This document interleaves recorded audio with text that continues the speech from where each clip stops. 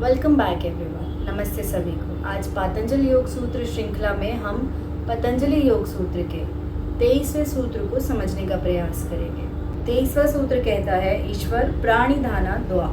इसमें ईश्वर का अर्थ है भगवान और प्राणिधाना का अर्थ है समर्पण और वा का अर्थ है और। इस सूत्र में पहली बार मुनि पतंजलि ने, महर्षि पतंजलि ने भगवान को समर्पण करने की बात की है। भगवान से यहाँ किसी आदमी को संबोधित नहीं किया जा रहा है, भगवान से यहाँ पर उच्च चेतना के स्तर को संबोधित किया जा रहा है। जैसा कि सूत्र नंबर 20 में बतलाया गया था, असंप्रज्ञता समाधि को प्राप्त करने के लिए कुछ गुणों की आवश्यकता होती है, जैसे श्रद्धा, दृढ़ इच्छा शक्ति, स्मृति और बुद्धि। यदि हम इन सभी चरणों से नहीं गुजर सकते तो सूत्र 23 में तरीका बतलाया है समर्पण भगवान के प्रति। इन माध्यम से असंप्रज्ञता समाधि को प्राप्त किया जाता है। यदि हम इन चरणों का अभ्यास या इनको नहीं समझ सकते, यदि इसके अलावा आप दूसरा कोई तरीका ढूंढ रहे हैं या दूसरा कोई तरीका समझना चाहते हैं, तो वह सूत्र 23 में बतलाया गया है। वह है ईश्वर को समर्पण करना। आपके मन में बहुत आता होगा, जब मैं ऐसे बतला रही हूँ सूत्रों के बारे में, आप सभी को यह बहुत इररिलेवेंट लगता होगा अपने जीवन में कि कैसे ये असंप्रज्ञाता समाधि हमारे से कोई लेन देन रखती है ना। कुछ फेमिलियर नहीं लगता होगा, बट एक्चुअली हम सभी डेली रूटीन में इस स्तर से गुजरते हैं। मैं इसको बहुत अच्छे से समझाने का प्रयास करूँगी बार बार, ताकि आप भी उन स्तरों को महसूस कर सकें और रुक कर देख पाएँ कि आपके साथ हो रहा है, पर आप उसे छोड़कर वापस विषय वस्तु क्या है कि हमें करियर बनाना है। हर उम्र की विषय वस्तु अलग है। जब छोटे बच्चे होते हैं 5 साल के, 6 साल के, 8 साल की अलग विषय वस्तु, फिर 22, फिर बुढ़ापे की अलग विषय वस्तु। तो हम विषय वस्तु में ही फंसे हैं। तो हम असंप्रज्ञात समाधि में जब हम आते हैं, हम उसे देख भी नहीं पाते। मैं पूरी कोशिश करूँगी बार बार बस वह समझाने की, क्योंकि मुझे बहुत करीबी से वह महसूस करवाया गया है।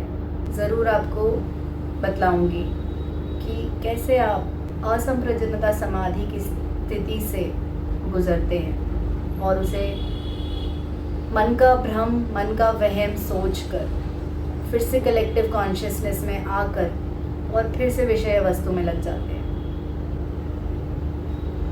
चलिए इस सूत्र को समझ लेते हैं। इसमें इतना ही बतलाया गया है, डिवोशन, समर्पण ईश्वर के प्रति। इसको आपको समझना है तो इसका बहुत बड़ा उदाहरण प्रेमानंद महाराज जी हैं। वह ईश्वर के प्रति, राधा नाम के प्रति समर्पण का बहुत बड़ा उदाहरण है। बस यह सूत्र इतना ही बतलाता है। और अगर देखा जाए, और यह जो पूर्ण समर्पण ईश्वर के प्रति बतलाया जा रहा है, यह भी अंत में हमें धारणा की स्थिति में लाने के लिए किया जा रहा है। धारणा से ध्यान की स्थिति में लाने के लिए किया जा रहा है। यदि मन की अवस्थाओं में व्याकुलता नहीं होगी, ईश्वर के प्रति पूर्ण समर्पण का भाव होगा, तो मन की आधी से ज़्यादा व्याकुलताएं तो वैसे ही खत्म हो जाएंगी। ऐसे व्यक्ति की ज्ञानेंद्रियां, कर्मेंद्रियां उसके वश में होंगी। ऐसा व्यक्ति जब व्याकुल ही नहीं होगा, तब वह धारणा, ध्यान, समाधि और असंप्रज्ञाता समाधि की स्थिति में आराम से आ जाएगा। वह अपने कर्मों को, संस्कारों को नष्ट कर पाएगा और ऐसा व्यक्ति परमात्मा में ही अपनी आत्मा को देख पाएगा। यह सब सिर्फ बातें हैं जब तक हमने इन्हें अनुभव नहीं किया। यदि अपनी पूरी जिंदगी में हमने किसी भी क्षण परमात्मा में अपनी आत्मा को महसूस किया है, तो उस क्षण को दोबारा से देखें। पीछे मुड़कर इतनी हजार सोच को आप बार बार सोचते हैं, बार बार महसूस करते हैं। एक बार जब आपने ईश्वर को महसूस किया था, उस क्षण को दोबारा से सोचें। और सोचें कि वह वक्त हमने कैसे गुजारा था। क्या तब हम विषय या वस्तु के पीछे भाग रहे थे, या फिर हमने सब छोड़ दिया था और बस बह रहे थे। पूर्ण समर्पण में बहुत शांति है, पर हम वह भी अपने सुविधा अनुसार ही करते हैं। पूर्ण समर्पण सुविधा अनुसार नहीं। यदि एक बार कर दिया है तो बस हमेशा के लिए उस पे अडिग रहिए, फिर पीछे नहीं हटना, फिर दोबारा चिंता नहीं करनी कि कल क्या होगा। वही होगा जो होना है। हमें सिर्फ मस्ती करनी है, सोचना ही नहीं है, सिर्फ ईश्वर का नाम लेना है। होती हैं कई स्थितियाँ बहुत कठिन होती हैं, तो वह आप पार कर लेंगे।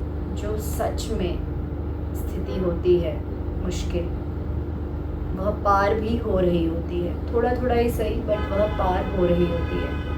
बस ये जो बहुत तरह तरह के हमारे अंदर डर होते हैं ना, और यह डर भी हम इनसे बच नहीं सकते हैं, क्योंकि कुछ समय तक तो हम सिर्फ उन्हीं हालातों पर निर्भर होते हैं जो हमारे आसपास हमें मिलते हैं।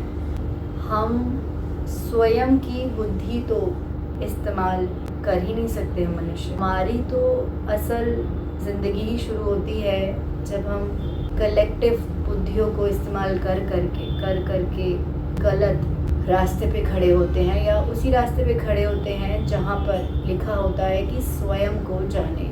उसी डर के आगे खड़े होते हैं जिसके आगे लिखा होता है कि डरे नहीं, उसका सामना करें, क्योंकि आगे आत्मबोध है। इस डर को नकारे नहीं, इस डर को सामना करें, इस डर को खुल के जिए, क्योंकि इसके आगे आत्मबोध है। इसके आगे आप स्वयं को पहचानेंगे, स्वयं के पैटर्न्स को देखेंगे, धारणा की स्थिति में देखेंगे, फिर ध्यान की स्थिति में पैटर्न्स को देखेंगे, और फिर समाधि असंप्रजनता समाधि की स्थिति में खुद के पैटर्न्स को देखेंगे। जब आप असंप्रजनता समाधि की स्थिति में देखेंगे, तब एकदम सफाई से दिखाई देगा सब कुछ। यहाँ तक सुनने के लिए धन्यवाद। अब कल जारी रखेंगे।